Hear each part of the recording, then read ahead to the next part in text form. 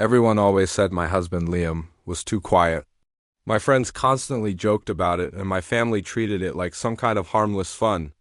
They called him gentle, soft, and sometimes things that were worse. In the beginning, Liam would just smile politely and let it all slide. I told myself their teasing was just their way of showing acceptance. So I laughed along with them, thinking it was the easiest way to keep the peace. At every family dinner, without fail, someone had a comment ready. "Liam's the kind of guy who apologizes to the furniture if he bumps into it," my cousin once said. The whole table erupted in laughter, and I joined in. Liam's smile looked tight, forced, but I chose to ignore it. On the drive home, the car was filled with a heavy silence. I'd ask if he was okay, and he'd always say the same thing: "I'm just tired." That answer became our routine. As time went on, the jokes at gatherings got worse. My brother started calling him a house husband, just because Liam enjoyed cooking. My friends would tease him for not drinking as much as they did. I remember one time, someone looked at me and asked if I was the one who wore the pants in our marriage. Liam just laughed softly, his eyes fixed on the floor. I kept telling myself he didn't really mind. I couldn't have been more wrong. One night, after another party filled with the usual jabs, Liam finally broke his silence in the car. He turned to me and asked, "Do you ever actually hear the way they talk to me?" I brushed it off, saying, "Oh, they don't mean anything by it."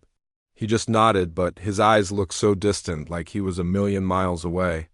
I made a promise to myself right then that I would say something next time. But I didn't. At my own birthday party, the teasing felt even more intense.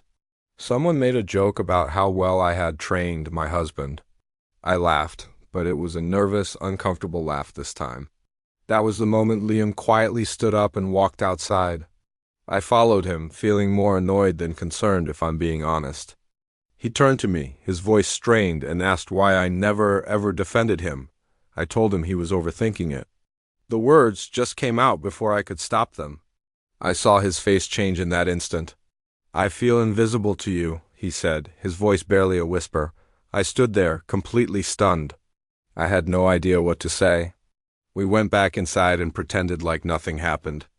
But the tension was so thick you could cut it with a knife. That tension followed us home and lingered for days. Our conversations were short and polite, like we were strangers sharing a house. Then came the family dinner that changed everything. The table was loud, full of jokes and clinking glasses. My uncle made a particularly nasty comment about Liam not being man enough. The room exploded with laughter. And out of pure, terrible habit, I laughed too. That was it. That was the breaking point. Liam stood up. He didn't shout or slam his fist on the table. In a calm, steady voice, he simply asked everyone to stop. The laughter died instantly. He told them he was tired of being their punchline. He said that kindness is not a weakness. And then he said that his silence, his willingness to take it, had cost him his self-respect. Then he looked straight at me. His eyes were filled with so much pain. He asked, "Why did you never choose me?" My chest felt like it was collapsing. The entire room was silent, all eyes on me. I tried to speak, to say anything, but no words came out. Liam thanked everyone for dinner and walked out of the house. He didn't wait for me. I drove home alone to an empty, quiet house. His side of the bed was untouched. A single message waited on my phone. It just said, "I need space." I called him again and again, but he didn't answer. The next few days were unbearable. I replayed every single laugh, every joke I ignored, every moment I chose silence over him, and I finally understood. My silence wasn't keeping the peace. It was a betrayal. When Liam finally agreed to meet, my hands were shaking. We sat across from each other in a small cafe. He looked calmer, but there was a wall up. I apologized. No excuses, no justifications. I just admitted that I had chosen my own comfort over his dignity, my own ease over his pain. He told me that my silence hurt more than any of the jokes ever did. I told him I was ready to change, that I would do anything. He looked at me and said, "Change shows up. It doesn't just announce itself." We started counseling together. It was hard.